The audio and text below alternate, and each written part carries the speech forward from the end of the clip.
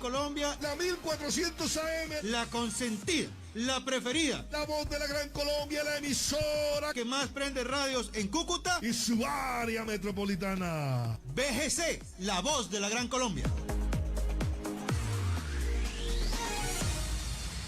Noticia, cultura, música y la presencia de la migración venezolana en el mundo. A partir de este momento, Venezuela siempre, siempre Venezuela. Bueno amigos, de esta manera, muy suavecito con el Pasillaneando, interpretado en esta oportunidad por Rogelio Ruiz, iniciamos esta edición de Venezuela siempre, siempre Venezuela en la tarde de hoy. Como siempre, llevándoles información, comentarios, noticias, música, entrevistas, todo lo que tiene que ver con Venezuela y su migración a lo largo y ancho del mundo. Esto lo hacemos con mucho cariño, con mucho respeto para todos ustedes a través de esta señal 1400 1400 AM, la voz de la Gran Colombia, desde Cúcuta para el resto del mundo. No, le faltó, ¿cómo es? Para el resto del mundo. Iniciamos entonces así. Buenas tardes, Nancy, ¿cómo estás? Alan, muy buenas tardes y muy buenas tardes a toda esta amable audiencia que está aquí en este dial, en el 1400 AM, la voz de la Gran Colombia, de nuestras redes sociales oficiales. Síguenos en Facebook, Instagram, Twitter, en YouTube, en la página web www.siemprevenezuelaweb.com, www.siemprevenezuelaweb.com, enlazados con la voz del Río Arauca 1110 AM. Saludamos en el Control Master a Alex Meneses y a Roberto Alexis Rojas, en la producción a Vanessa Chacón, Alan Peralta con Registro Nacional 0715 y quien les habla, Nancy Pacheco, con Registro Nacional 0713, el Colegio Nacional de Periodistas, Seccional Norte de Santander. Bienvenidos a esta primera ronda informativa en Siempre Venezuela, Venezuela es Noticia. Yo me pregunto, ¿hasta cuándo?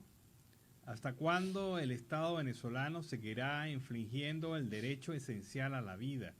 ¿Hasta cuándo el irrespeto al derecho a la vida? ¿Hasta cuándo los organismos de seguridad del Estado venezolano actúan impunemente, asesinando y dejando en su trazo muerte y destrucción, no solamente de familias, sino ahora también de propios funcionarios policiales, quienes también son víctimas de esta acción? ¿Y por qué comento esto? Porque se registra una nueva muerte bajo custodia. Un policía preso falleció la madrugada del jueves 7 de julio en la sede de la Dirección General de Contrainteligencia Militar en el estado Apure por asfixia, por inmersión, como consecuencia de las torturas aplicadas. La víctima fue identificada como Juan Pantoja, quien era detective agregado del Cuerpo de Investigaciones Científicas Penales y Criminalísticas 6CPC y que estaba adscrito a la Delegación Estatal de Apure y en Comisión de Servicios en la Universidad Nacional de la Seguridad, UNES. Pantoja habría sido detenido el martes 5 de julio por averiguaciones vinculadas a un caso de extorsión. Al día siguiente, en horas de la tarde, fue llevado hasta la sede del 6CPC en San Fernando, donde trabajaba, para ser reseñado. Allí Pantoja informó a sus colegas que estaba siendo torturado constantemente por los funcionarios de la Dirección General de Contrainteligencia Militar, que lo detuvieron y que temía por su vida. Horas más tarde, la mañana del 7 de julio, los funcionarios del 6CPC tuvieron conocimiento de la muerte de Pantoja. Sin embargo, al trasladarse a la sede de la Dirección General de Contrainteligencia Militar con un médico forense para iniciar las averiguaciones, le impidieron el ingreso y se negaron a entregarles el cuerpo. La abogada de los defensora de derechos humanos, Tamara Sujú, hizo público este caso, señalando que fue sumergido en una pipa de 200 litros que había en el lugar. Van a tapar de nuevo sus barbaridades, dijo Tamara Sujú, al denunciar que el director del 6CPC, el propio director del 6CPC, Douglas Rico, habría llamado a sus funcionarios obligándolos a retirarlo del sitio del hecho y dejando todo en manos de la Dirección General de Contrainteligencia Militar. Bueno, ¿qué bemoles tiene este caso? Primero, nuevamente se ratifica la política de Estado vinculada a la tortura para obtener confesiones. Y de represión. Obviamente, en ese es el segundo elemento, el elemento de la represión. En tercer lugar, cómo ya ni siquiera se respetan entre ellos, porque son funcionarios de dos cuerpos de seguridad del Estado venezolano. Uno, la Dirección de Contrainteligencia Militar, vinculada al tema militar, y otra que es el organismo de policía científica del país, que es el 6CPC. qué se están peleando si son miembros del gobierno. Claro, entonces uno halla que ni siquiera eso te protege. ¿Qué puede pensar un ciudadano común después que ve esta nota? El ciudadano común lo que piensa es que en cualquier momento y cuando le dé la gana, un cuerpo como la Dirección General de Contrainteligencia Militar, que ya viene sumando casos y casos de violación de derechos humanos, puede atentar contra ti porque le da la gana y puede someterte a torturas porque esa es su manera de obtener confesiones. Por ahí el comisario Simonovic se ha pronunciado sobre esto y yo creo que ahora más tarde pues vamos a pasarlo. Pero el tema es también que un cuerpo, el jefe del 6CPC, ordena que sus funcionarios se retiren del sitio y no hagan el levantamiento del cadáver. Que es función del 6CPC, por cierto. Es la policía científica, es la que debe investigar ese caso. Claro, directo.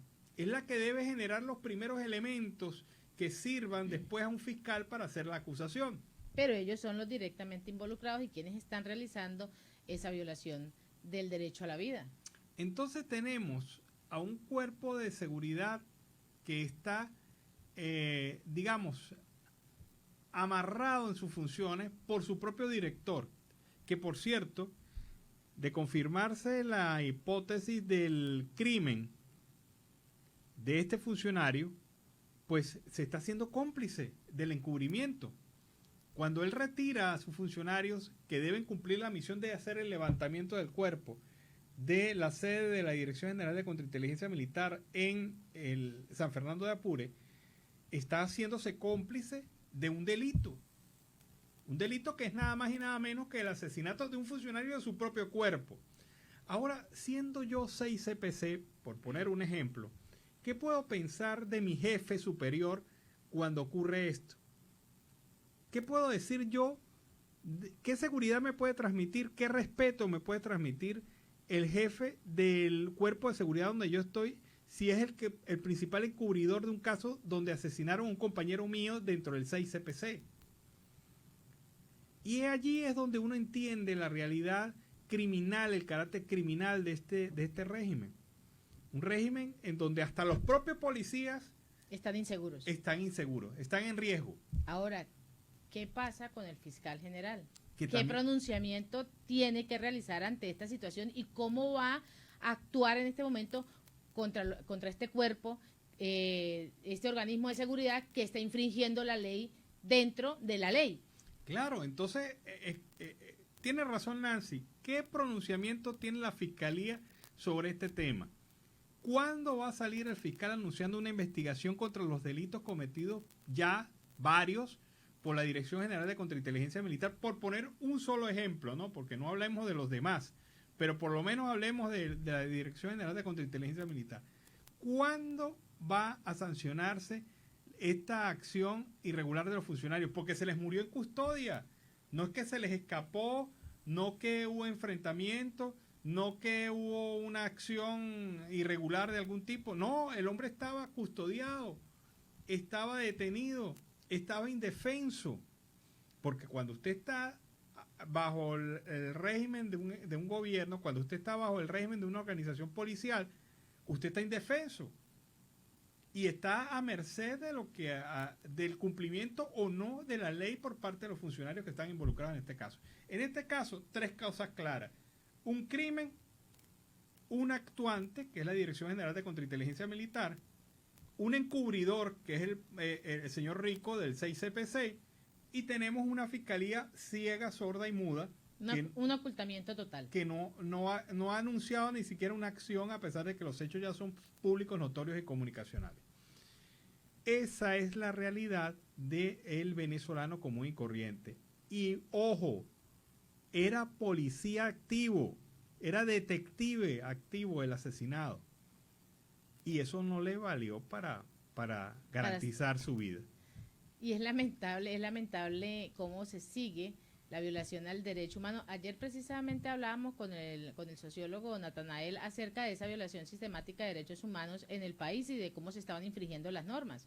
Sí, y definitivamente estas son acciones que infunden miedo dentro de la sociedad, porque estamos en manos de delincuentes, porque estos son delincuentes, y no que el 6CPC sean unos angelitos de la caridad, porque también hay que verles su historia y su historial, especialmente en varias masacres cometidas en el centro del país. Pero es que la ley nos cobija a todos y el respeto a los derechos humanos nos cobija a todos, siendo o no siendo delincuentes. Y en otro orden informativo, el hallazgo dramático en el Tigre, un basurero pues es el hogar de más de 90 niños y adolescentes. Así, este total de 92 niños, niñas y adolescentes provenientes del municipio Guanipa fueron hallados en un estado de mendicidad en este vertedero municipal de Simón Rodríguez en el estado Anzoátegui. Este diagnóstico lo realizaron durante un abordaje efectuado en este botadero de desechos por la primera dama del municipio, Simón Rodríguez, y además con toda su parte su equipo. Zambrano ha mencionado que en ese lugar hallaron a estos niños, niñas y adolescentes en edades comprendidas entre los 10 y los 17 años que viven entre la basura. También detalló que estos menores de edad no están escolarizados y mucho menos cuentan con un esquema de vacunación. Asimismo, también ha indicado que encontraron adolescentes embarazadas y que mantienen una estructura familiar dentro de ese vertedero. Zambrano pues ha señalado en este espacio también que han localizado a 11 habitantes del municipio de Simón Rodríguez de adultos entre los 18 y los 54 años. Apuntó que para los próximos días tienen previsto presentar este resultado a la primera dama de Guanipa a fin de que se trabaje de manera mancomunada y se pueda solucionar este problema de menores de edad y es más, de adultos mayores también. Ese es el hombre nuevo que está creando, que ha creado el chavismo en Venezuela. Niños en estado de mendicidad, niños abandonados. Viviendo en un basurero. Viviendo en un basurero, viviendo en condiciones deplorables. ¿Qué futuro pueden tener estos niños? La pregunta es clara, ¿qué futuro pueden tener estos niños? ¿Qué le ofrece el régimen a estos niños? Yo me acuerdo de un presidente que dijo que si al año de su mandato había niños en la calle, él mismo se quitaba su nombre y abandonaba Miraflores. Estuvo varios años y era de apellido Chávez. Bueno, hablábamos hace rato del tema de la Dirección General de Contrainteligencia Militar y el asesinato de este detective del 6CPC. Pero ahora veamos esta historia, para que ustedes vean en manos de quienes estamos como organismo de seguridad. El Cuerpo de Investigaciones Científicas Penales y Criminalísticas desarticuló una banda llamada El Terror de los Delivery. ¿Por qué? Porque llegaban con motocicletas y robaban las motocicletas de los delivery. Aquellos que hacen, aquellas personas que llevan la comida de lado a lado. Pero resulta que quien mandaba esta banda era un funcionario de la Policía Nacional Bolivariana. O sea, estos policías del 6CPC detienen a otro policía malandro. Bueno, ese malandro se llama César Eduardo Correa, que conjuntamente con otros malandros de la urbanización robaban los delivery, pero el robo lo hacían en las motos de la Policía Nacional Bolivariana. Casi nada. O sea, utilizaban un bien de patrimonio público previsto para la seguridad del ciudadano para cometer delito. Cometer delito. O sea, un delincuente más. Sí, entonces el terror de los delivery tenía como modus operandi transitar por diversas áreas de la ciudad de Caracas en una moto sin placa perteneciente a la Policía Nacional Bolivariana. De igual manera despojaban a los motorizados de su pertenencia, así como de sus vehículos, y posteriormente los comercializaban.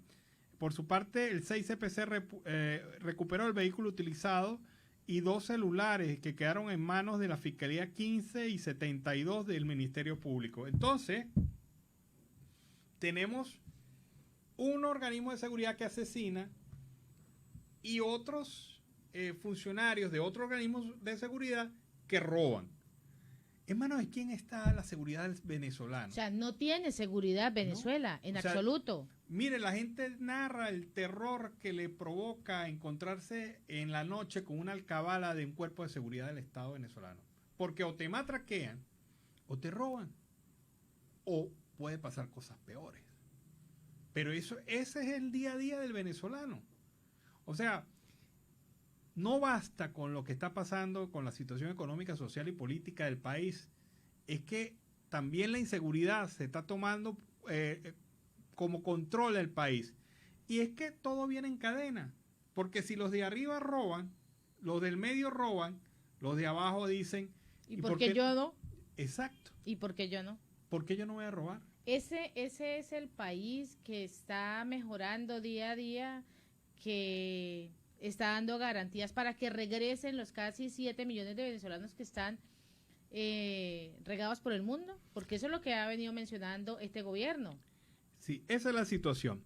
Bueno, vamos a hablar de otro tema. Hemos estado muy fuertes durante este inicio del programa.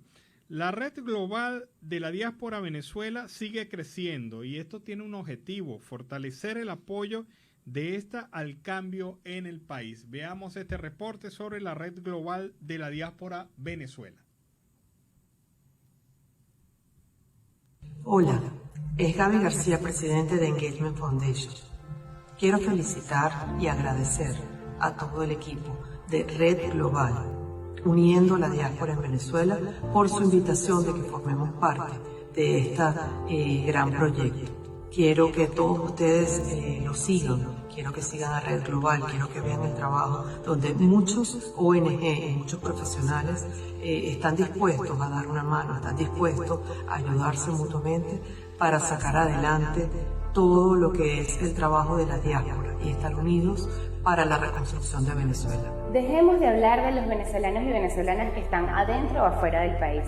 Todos somos importantes, todos nacimos en estas tierras y nos une nuestra pasión y nuestro amor por nuestros colores, nuestra identidad, nuestra gastronomía, nuestra cultura. Y todos deseamos ver una Venezuela con calidad de vida para toda la ciudadanía. Desde el capítulo de Emprendimiento y Desarrollo de las Cadenas de Valor, iniciativa liderada por la Red Global de la Diáspora de Venezuela, celebramos con ustedes la oportunidad de saludarlos. Nunca antes había sido tan preponderante generar acuerdos sobre los flujos migratorios y el desarrollo de nuestros pueblos. Pero sobre todo, entendemos que está fundamentalmente en las manos de ustedes, con el apoyo de todas las organizaciones, liderar estos procesos que permitan la inserción social, la inserción económica y cultural de los migrantes en los países de acogida. Al mismo tiempo que en igualdad de condiciones se deben generar las estrategias que les permitan a las comunidades de acogida superar esta crisis a raíz de la pandemia. Muchísimas gracias por la oportunidad, muchísimas gracias por apoyar esta iniciativa de la Red Global de la Diáspora de Venezuela. Muchas gracias. Hola, mi nombre es Julieta Casó. Soy socióloga y psicóloga social de la Universidad Central de Venezuela. Mi vida profesional me he desempeñado en el área de la investigación social y la docencia. Hace 3 años que vivo en Argentina y desde hace un año me animé a emprender. Tengo mi propio proyecto de impacto social llamado Guáramo Ecosistema Migrante, en el que busco hacer investigación social y acompañar a los migrantes venezolanos residenciados en Argentina en todo su proceso de inserción social, laboral y de desarrollo emprendedor. Hoy, además, formo parte de la Red Global de la Diáspora. Desde la Coordinadora de Pensionados y Jubilados de Venezuela, hacemos un llamado a todos nuestros compatriotas pensionados en el exterior, a todos nuestros jubilados y pensionados en Venezuela, a que nos unamos a la Red Global para que se visibilicen mejor nuestras reivindicaciones. Bueno, y hay que entender una cosa, lo dice una de las voceras de organización allí de Red Global, es que no debemos pensar en venezolanos de adentro y venezolanos de afuera. Hay que integrarnos. Definitivamente la solución a los problemas del país viene primero no de un único líder, viene de todos. Y todos tenemos que participar en esta solución. Y en segundo lugar, tenemos que integrarnos en la búsqueda de soluciones para el país. O sea, integración y visibilización de cada uno de nosotros, estando afuera o adentro del país. Vamos a la pausa comercial y musical. Ya regresamos. Un beso de tu boca. Silvestre Dangond ha cantado este tema. Frase célebre que hay que copiarla. No hay acero inoxidable, pero hay que hacerlo inolvidable. Dijo Silvestre Dangond, así que bueno, si lo dice él, hay y que... en el máster estaban que lo gritaban. Claro, así es. Bueno, nos permite iniciar así Silvestre Dangond la segunda hora, el segundo segmento de Venezuela Siempre, Siempre Venezuela en la tarde de hoy. Como siempre, llevándoles a ustedes lo mejor de la información. Lo hacemos, como siempre, con más información. Hay una nota interesante aquí que habla de que la refinería de Amuay en el estado Falcón ha reanudado sus actividades y activó una de sus 5 unidades de destilación de crudo tras una falla de electricidad registrada la semana pasada que paralizó por completo la planta que produce, según ellos, 645,000 barriles por día. Pero ya va. 645,000 barriles en condiciones óptimas. Pero solamente tienen activa una de las 5 unidades de destilación. ¿Qué quiere decir? Que no pueden ser estos 645,000 al día. O sea, a veces cuando dan la información, la dan con la connotación de mentira implícita. Porque pretenden hacer creerle al pueblo venezolano que Amuay está full, que está operando normalmente. Recuerden ustedes que en Amuay se metieron los iraníes también. Pero esta planta todavía no está reactivada en su totalidad y obviamente produce muchísimo menos de su capacidad de 645,000 barriles de petróleo diarios. Y en otro orden informativo, el hijo de Elvis Amoroso se postuló para el cargo de defensor de la República. Sí, Elvis Jr. Pérez, hijo del contralor chavista Elvis Amoroso, está en esa lista de 28 aspirantes a ocupar el cargo de defensor de la República. El político, pues actualmente diputado a la Asamblea Nacional, electo en el año 2020 por el Partido Socialista Unido de Venezuela. La Contraloría del Estado Yaracuy entregó en marzo pasado la condecoración de Orden Bicentenario a Hidróbolo Pérez, abogado con una magíster en Derecho Constitucional, porque consideró que ha tenido un desempeño totalmente intachable y además ejemplar en cada una de esas facetas profesionales. El hermano de Jesús Amoroso, quien pues ha intentado hacer carrera musical bajo el apodo de El Duque, quien además presume tener una gran hoja de vida, pues está apoyando a esta situación.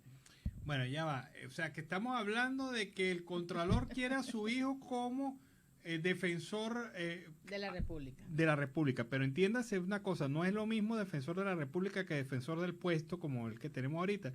Defensor de la República es el abogado de la República. No sé qué vinculación tiene con el Procurador General de la Nación, que es también abogado de la República, pero en este caso, padre e hijo quieren cogerse todo. Y yo creo que nada más por el hecho ético y moral de que su papá es contralor, este muchacho debería ceder y dedicarse a otras áreas de la actividad pública o en la actividad privada, pero no debería estar aspirando a un cargo que significa entronizar un apellido dentro de los poderes públicos de Venezuela. Bueno, la delegación de la Unión Europea y las embajadas de los Estados miembros de la Unión Europea en Venezuela han condenado firmemente el asesinato del líder indígena y activista ambiental Virgilio Trujillo. ¿Recuerdan ustedes este ambientalista, este indígena que fue asesinado en el Amazonas la semana pasada? Reiteramos nuestro apoyo, dice la delegación de la Unión Europea, al trabajo de los líderes indígenas territoriales y ambientales en defensa de sus territorios y a todos los defensores de derechos humanos en Venezuela. Mensaje a García, directo al corazón, como dice la canción de Miguel Ríos, directo al corazón del gobierno. La defensa no solamente de los líderes indígenas, sino a todos los defensores de derechos humanos. Y vamos a escuchar a la esposa del fotógrafo Carlos de Baiz, quien exige la inmediata liberación del mismo. Escuchemos. Hola a todos, mi nombre es Yosmar Almera, soy esposa del preso político Carlos Germán de Baiz García. Ante todo quisiera agradecer por la oportunidad que nos brindan en este espacio para exponer nuestro caso. Carlos Germán de Baiz es deportista, instrumentista y fotógrafo de profesión. Se encontraba grabando un documental de paisajismo el día 12 de noviembre de 2021 en Punto Fijo, Estado Falcón, específicamente en la Bahía de Amuay, cuando fue detenido por funcionarios de la DGCIN y posteriormente acusado de terrorismo, asociación para delinquir y violación al régimen de la nación. Fue trasladado a Caracas, a la sede del DGCIN en Boleíta Norte, donde estuvo por más de 20 días totalmente incomunicado y aislado. Para el mes de febrero fue realizada su audiencia preliminar en el Tribunal Tercero de Control, donde se le fueron desestimados 2 de los 3 casos, quedando imputado bajo el cargo de violación al régimen de la nación. Para el día 23 de marzo, Carlos fue trasladado del DIGESIN al centro penitenciario El Rodeo 2, donde actualmente se encuentra recluido arbitrariamente, pese a tener una boleta de excarcelación emitida por el juez 10º de ejecución el 12 de abril de 2022. Cabe resaltar también que en este centro penitenciario fue llevado a cabo el Plan Callapa, desde el 13 de junio al 17 de junio. En este Plan Callapa fueron beneficiados varios privados de libertad, pero Carlos fue excluido de ese beneficio de la libertad en esa semana de Plan Callapa, pese a tener su boleta de excarcelación. Como su esposa y el resto de sus familiares, seguimos exigiendo la liberación inmediata de Carlos Germán de Biais. Carlos tiene un hijo de 5 años que lo necesita y lo pregunta todos los días. Toda nuestra familia se está viendo afectada por esta situación y necesitamos que Carlos obtenga su pronta libertad. Muchas gracias por toda la ayuda que nos puedan brindar. Bueno, y esas son las cosas que uno no logra entender en esta Venezuela. Ese joven tiene ya una orden de excarcelación firmada por un juez de la República, que es la persona encargada de definir el estatus legal de este ciudadano venezolano.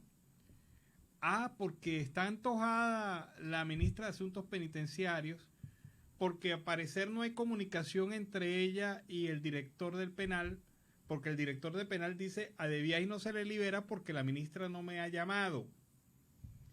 Y la ministra dice, a mí me manda Iris Varela, una funcionaria diputada de la Asamblea Nacional, que fue ministra de Asuntos Penitenciarios, pero que no debería tener ninguna incumbencia en un órgano que del no poder. Tiene competencias en este momento No, en ese orden. Ella es diputada, ella es del Poder Legislativo y todavía, entonces ella tiene que esperar, la ministro tiene que esperar que Iris Varela le llame y le diga, sí, suéltalo, porque ya estoy cansado de tenerlo allí.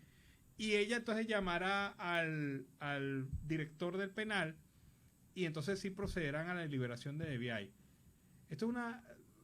Esto es lo mínimo que puede uno calificar. Esto es como una desvergüenza, como un hecho criminal.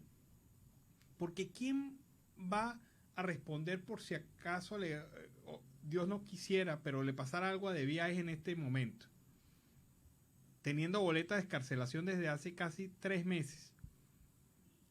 ¿Quién va a pagar cualquier cosa que le pueda pasar a De Biais? Porque ahí se lavarán las manos todos. Y van a decir, nosotros no tenemos nada que ver acá. Él ya estaba libre. Sí. Ahora, suelten a De Biais. Y a partir del caso de De Biais me estoy enterando que hay como 12 o 13 casos similares de venezolanos que ya tienen boleta de excarcelación y que no los han liberado porque simple y llanamente no le da la gana a Iris Varela. Y entonces, ¿dónde están las garantías? ¿Dónde están los derechos? ¿Dónde está el fiscal? El fiscal debería haber anunciado ya una investigación en contra de los funcionarios del Poder Ejecutivo que no han procedido a cumplir una orden de un tribunal de la República. Porque para eso está el fiscal. No está simple y llanamente... Para llenar un espacio y no hacer cumplir la ley. Claro, o sea, esas son funciones de él, ¿o no es función del fiscal estar pendiente de estas violaciones de derechos constitucionales, de derechos procesales. No, eso no es función del fiscal. Suelten a De Biais, su familia lo quiere, la gente lo quiere, suelten a los demás venezolanos que tienen boleta de excarcelación y que no han podido salir porque los funcionarios no les da la gana. Así de sencillo. Libérenlos. Ellos son ciudadanos que están en pleno derecho y deben tener el disfrute de su libertad. Algunos seguirán atados al proceso, pero ya tienen boleta de excarcelación, por favor. ¿Hasta cuándo siguen violando las normas en Venezuela? ¿Hasta cuándo siguen aplastando al ciudadano común y corriente? ¿Qué delito cometió De Biais? Tomar una foto, tomar un video, pero ese video tenía otra característica. No, lo acusaron de terrorista. Lo acusaron de estar invadiendo espacios bajo protección del Estado y violando normas de seguridad y defensa? ¿Por qué no tienen el mismo énfasis contra los grupos irregulares colombianos que actúan en territorio venezolano? ¿Por qué no? ¿Por qué no le hacen lo mismo? ¿Por qué no los persiguen con la misma hazaña y maldad con la que atentan contra De Viaje y otros venezolanos? Porque estos sí tienen armas, ¿no? Y sí tienen cómo defenderse. Y sí tienen cómo hacerle doler al Estado venezolano sus acciones. Esa es la realidad. Este reporte nos vamos a la pausa comercial y musical del momento y al regreso seguimos aquí con mucho más de Venezuela siempre, siempre Venezuela. Bueno, el tema de Reinaldo Armas, vestida de azul, un tema que nos permite iniciar la segunda hora del programa Venezuela siempre, siempre Venezuela en la tarde de hoy. Como siempre, llevándoles información, comentarios, noticias, música, entrevistas, todo lo que tiene que ver con Venezuela y su migración a lo largo y ancho del mundo.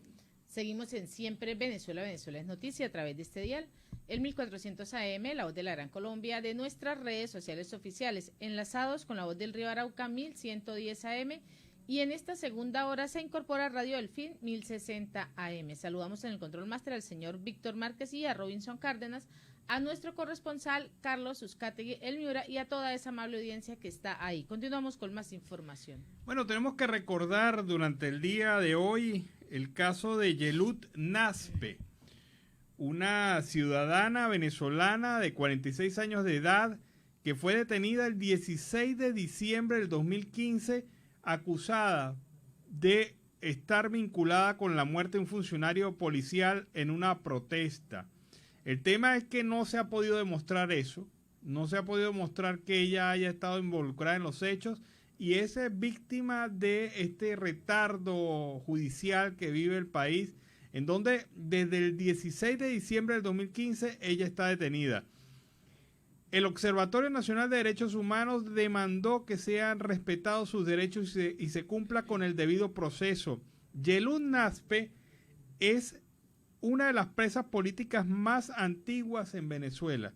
Se encuentra detenida desde el año 2015, está sometida a tratos crueles e inhumanos y aún espera juicio. Es increíble esto, 7 años esperando juicio.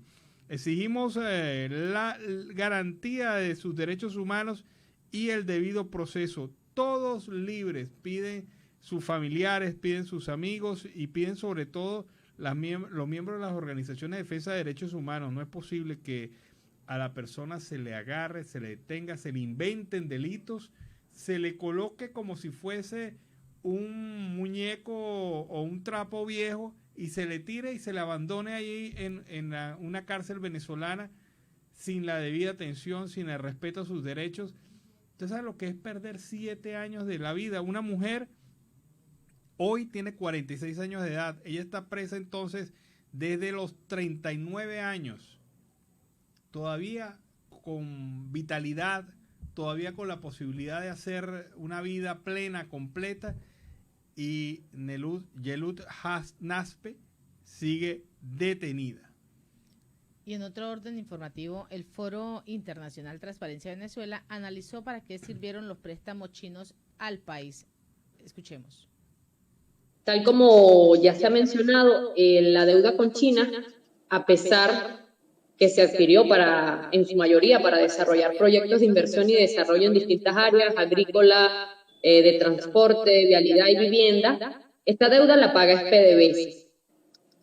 Entonces, aquí hay que tener en cuenta algo, que el pago de esta deuda no ha sido transmitida de forma directa a los ciudadanos a través del pago de impuestos, pero esta deuda sí ha contribuido a la hiperinflación y al deterioro de los servicios públicos y el consecuente deterioro de la calidad de vida de los venezolanos.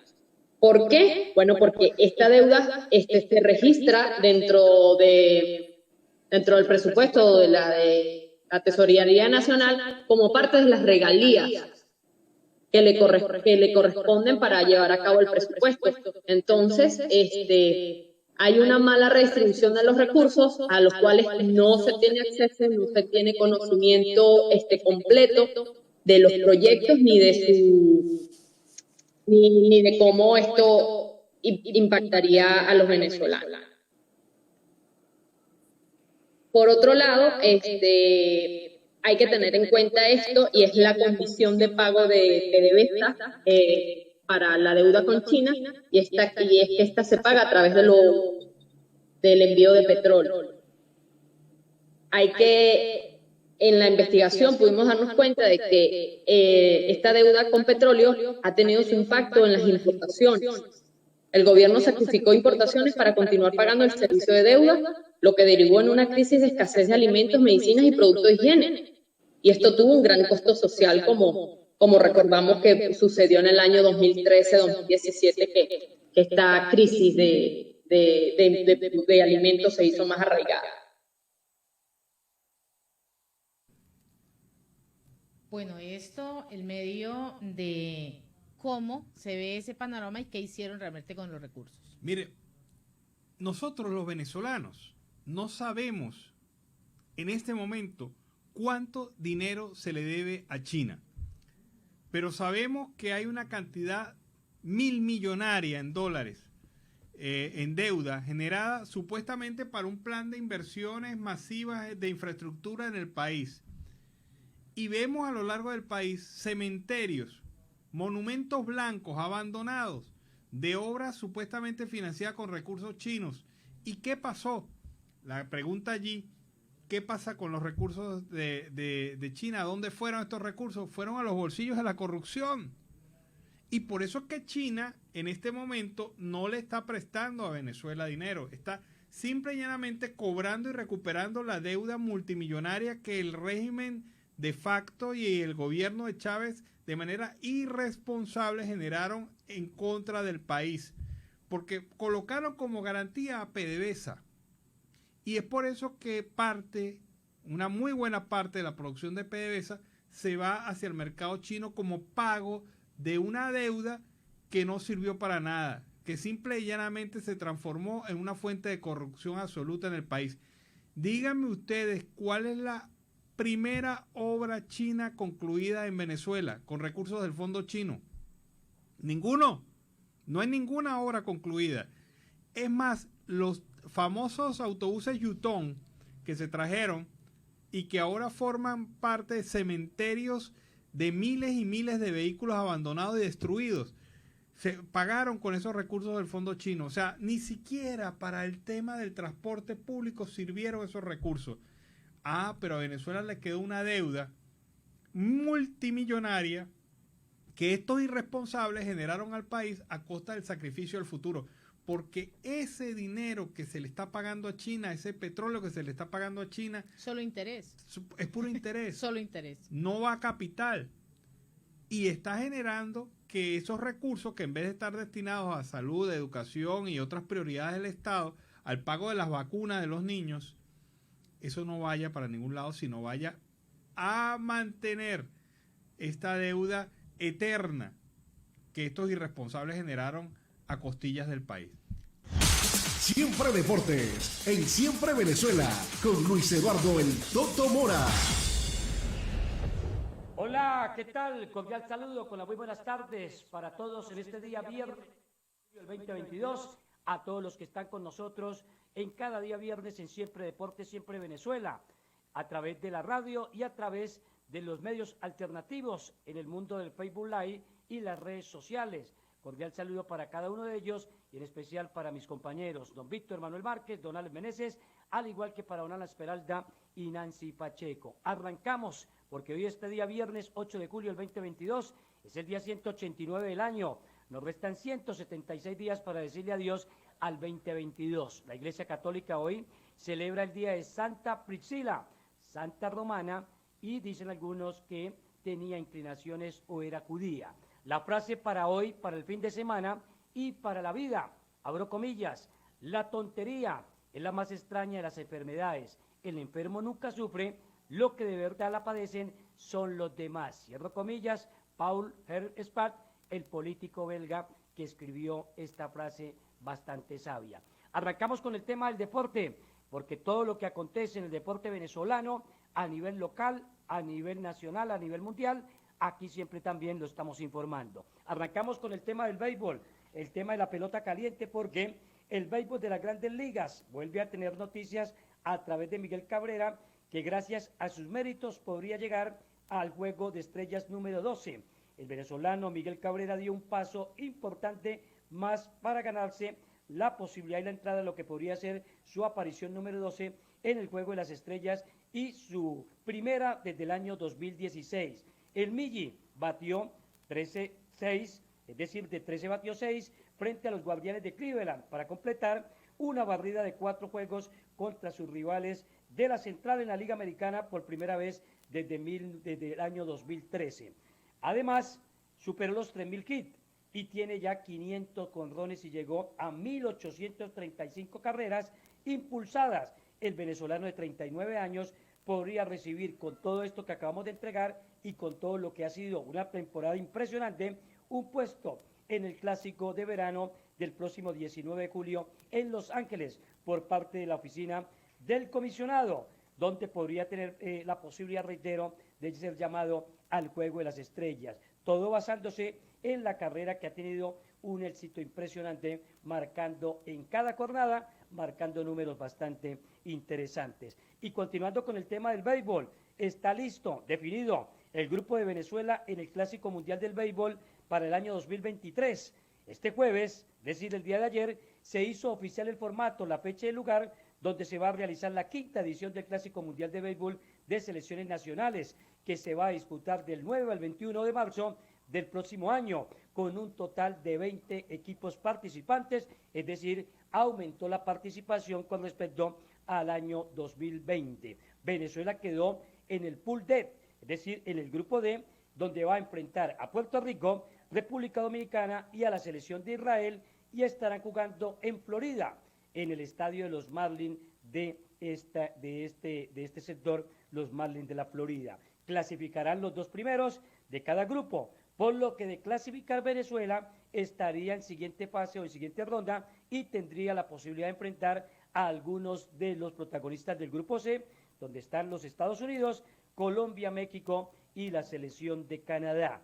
Continuando con más noticias del deporte, ahora hablamos del tema del fútbol, porque la Vinotinto, la selección venezolana de fútbol femenina, ya definió sus 23 jugadoras para lo que será la Copa América que se va a realizar en territorio colombiano a partir del día de hoy, donde se va a hacer el acto oficial y se da la competencia también en forma oficial.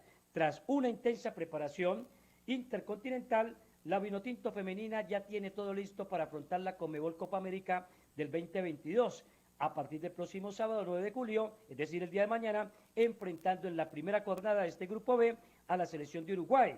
El próximo 15 de julio enfrentará a Perú, el 18 lo hará frente a Brasil y su último juego de primera fase será el próximo 21 de julio ante la selección de Argentina. La seleccionadora nacional, es decir, la entrenadora Pamela Conti, definió grupo de 23 jugadoras que está con 3 guardametas, 7 defensoras, 9 volantes y 4 delanteras. A ver cómo le va a Venezuela en el fútbol femenino, donde ha venido mejorando y donde tiene cuota en las principales ligas del mundo. Y contando en otros deportes, también noticias, el pasado martes se clausuró la edición número 19 de los Juegos Bolivarianos Valledupar 2022, donde marcó un ítem importante histórico Alfonso Mestre, batió récord de medallas en la historia de Juegos Bolivarianos el pasado martes con la clausura, allí con un evento majestuoso como fue al final todo lo que se ha desarrollado en territorio colombiano y donde la selección venezolana logró un destacado desempeño, posicionándose en la segunda casilla del medallero general con un total de 208 preseas. Cabe resaltar las 7 medallas de oro y una de bronce que se colgó el nadador venezolano Alfonso Mestre. A sus 20 años se convirtió en el atleta más laureado, más ganador en la historia de estas justas deportivas. Lo consiguió en la modalidad de los 200 metros libres, 400 metros, 800 metros y 1500 metros libres, además de relevos en los 4%, en los 4x200, 4% mixtos y la de bronce la consiguió en la categoría O en lo que tiene que ver con los 100 metros libres dentro de 7 medallas de oro y una de bronce conseguido y marcando parte histórica en la historia, básicamente, es decir, en todo lo que se ha desarrollado a través de los Juegos Bolivarianos por parte del venezolano. Hablamos de Alfonso Mestre. Más deportes también, señoras y señores, para finalizar, una más. Venezuela listo y está ya en su participación a los Juegos Mundiales. Se dio inicio ayer a las justas multidisciplinarias de los deportes que Venezuela, o llamados deportes de acción, que no son los tradicionales y que no tienen, nada que ver para clasificarse a Juegos Olímpicos. Se hacen los famosos deportes que Venezuela se llaman los famosos deportes de acción, los World Games, Juegos Mundiales, donde Venezuela estará representada por 17 atletas en 5 disciplinas.